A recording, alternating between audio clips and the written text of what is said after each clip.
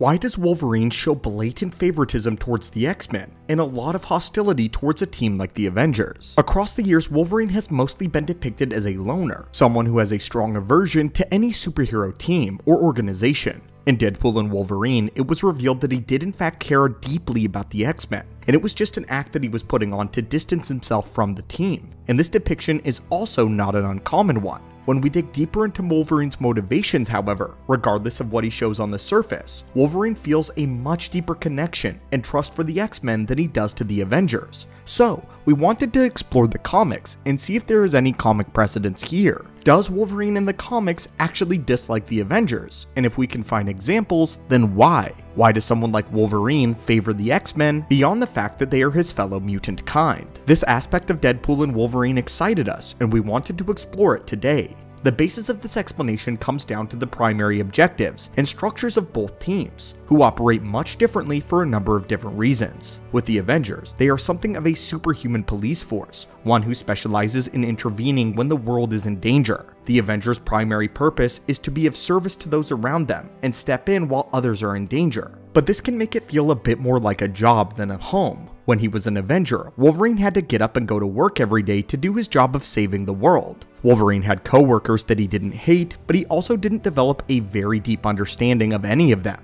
And more importantly, he didn't develop any desire to understand them any better than he needed to in order to work well with them. They fought together, and they went home to live their own individual lives with different factors that didn't necessarily overlap.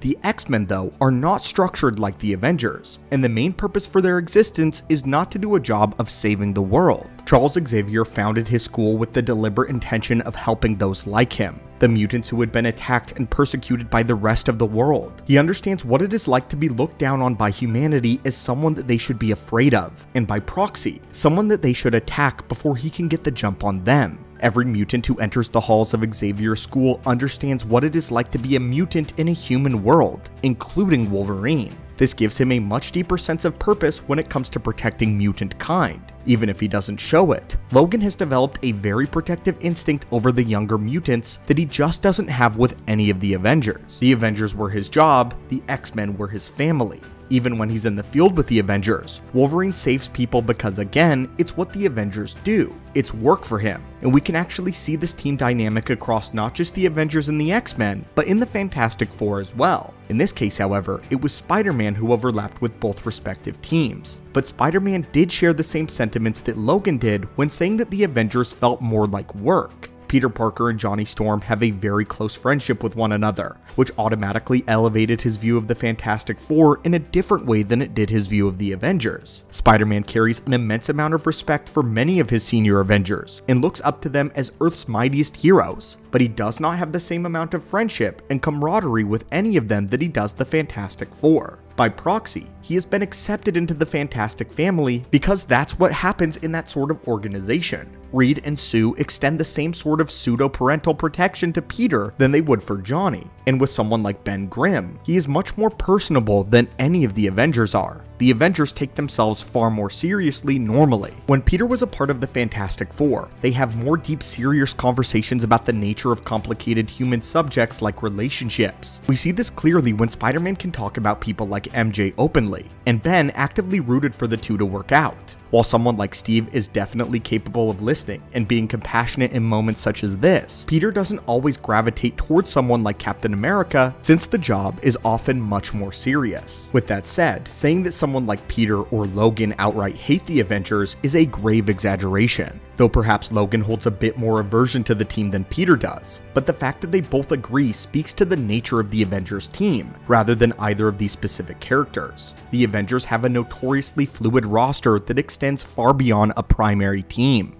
We're not just talking about how many members exist in the main iteration of the Avengers, but the sheer volume of Avengers adjacent teams. The West Coast Avengers, the Secret Avengers, the Great Lakes Avengers, the New Avengers, Young Avengers, and so many others have been created and disbanded and reformed and disbanded again and again over the years, with considerable overlap in some places and large gaps in others. We are hard pressed to think of another Marvel team that has expanded so much, and what this does is it dilutes the personal relationships that can be formed in the heat of battle simply because not everyone gets to interact with everyone else under a common goal. While the Avengers certainly started as something more closely related to the Fantastic Four, they quickly ballooned into something of a corporation that finds its new members by measuring their merits and skills, kind of like tryouts for those hoping to join an exclusive professional sports team. At its very heart, the X-Men and the Fantastic Four are a family, but the Avengers are not. But let's talk more in depth about the X-Men. The X-Men famously have very little to no qualifications, and will take any mutant that shows up at their doorstep. No one has to audition or try out. They're not thrust into a bureaucracy aside from the simple pecking order of teachers and senior members with students. And more importantly, they have a much stronger mission statement that resonates with Wolverine more than any Avengers goal.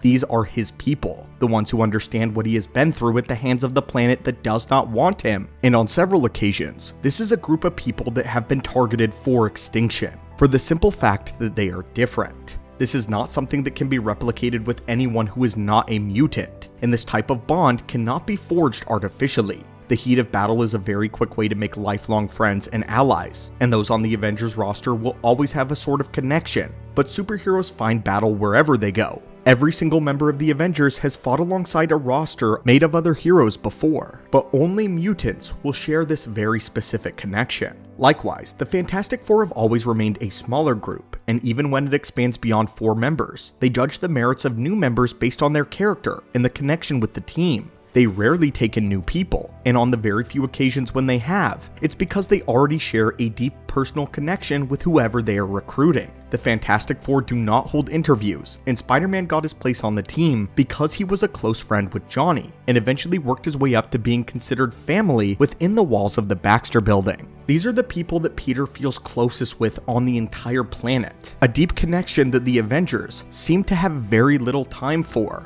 They're explorers and scientists, which is right up Peter's alley. The Avengers' mission, though, is generally much larger. Peter Parker is brilliant, and he fits right in with the Fantastic Four and scientific corporations, those who are pushing the bounds of science and technology, and nobody exemplifies this better than Reed Richards. Peter and Reed can communicate in a way that not even other members of the Fantastic Four can understand, and on paper, Reed Richards' Baxter Foundation is the perfect place for someone like Peter Parker to live long term. In essence, the reason why heroes like Logan and Peter feel more inclined with their own respective families rather than the Avengers isn't because there's anything inherently wrong with the Avengers team, but because this is where each of these heroes belong. Just like Steve Rogers belongs with the Avengers because it's the perfect fit for his character, Peter and Logan each have their own respective families and teams to take into account. Steve Rogers is a soldier, and the Avengers at their core are humanity's greatest soldiers and protectors against the greatest threats of the multiverse and beyond, where the X-Men and the Fantastic Four have much different goals that align respectively with Peter Parker and Wolverine. Logan has always viewed the Avengers as a group that he has to join in moments of peril. They are not his family. They are, though, the greatest force on the entire planet of Earth, and their greatest warriors. I know this was a sort of different video. Rather than getting directly into large pieces of comic lore, we wanted to explore the relationships and the differences in the dynamics between various superhero teams, exploring what makes the Fantastic Four, X-Men, and the Avengers so unique on a personal level. But with all of that said, I now pose the question to you, dear viewer. Which of these teams would you want to join? And who do you think you would share the strongest emotional connection with? Hulk smash that subscribe button for daily Marvel lore, and I hope you guys are having a phenomenal day.